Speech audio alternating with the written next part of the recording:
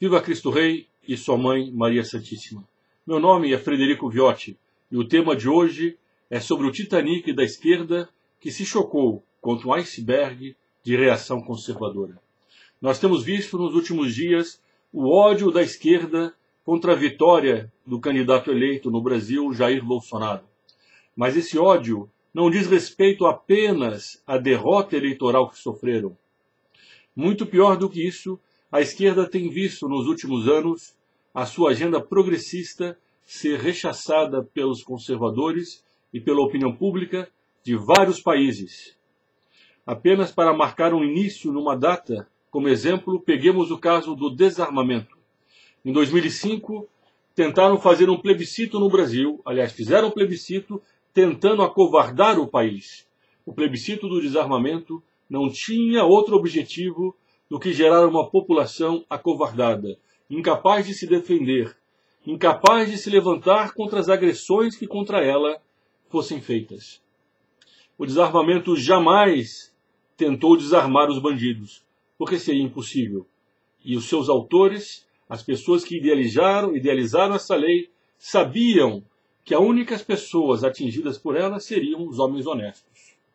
Uma população que durante pelo menos alguns anos foi bombardeada com propaganda contra as armas, dizendo que as armas matavam e não as pessoas, que as armas caíam nas mãos dos bandidos, as armas de bem, contrariando todas as evidências de que os bandidos têm armas, inclusive que não são legais, que não estão à disposição das pessoas de bem. Apesar disso, apesar da propaganda maciça pelo desarmamento, o Brasil disse não. O Brasil disse não ao desarmamento e rompeu, talvez pela primeira vez de forma pública na história recente, contra essa agenda progressista que vinha sendo imposta ao Brasil e a diversos outros países. Porque o movimento do desarmamento não era apenas brasileiro, ele era um movimento coordenado no mundo inteiro. Apesar disso, o governo esquerdista não ouviu a voz do Brasil. Alguns anos depois, agora na nação vizinha, Colômbia, em 2008, milhões de pessoas foram às ruas contra as Farc, dizendo que não aceitavam mais a existência daquele bando de criminoso. Aquele bando criminoso que assaltava, que sequestrava, que matava e que colocava bombas nas cidades para, através do terror, impor o socialismo naquele país.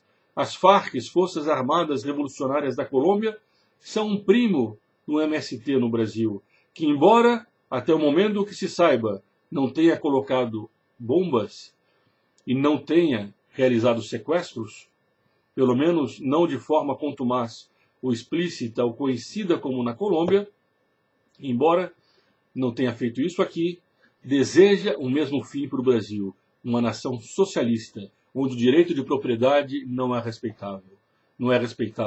Pois bem, na Colômbia, milhões de colombianos foram às ruas e as Farc hoje já praticamente não existem. Alguns anos depois, em 2013, a Manif pour tous na França, milhões de pessoas novamente às ruas contra o casamento homossexual. O casamento feito por Deus é entre um homem e uma mulher.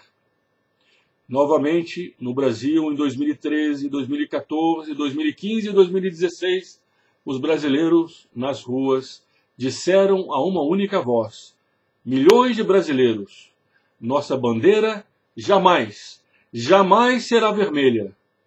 Queremos o nosso Brasil de volta.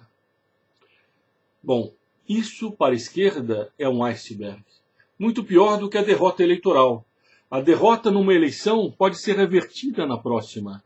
Entretanto, se a opinião pública se afasta da agenda revolucionária da esquerda, eles não têm como recuperar o controle de um país.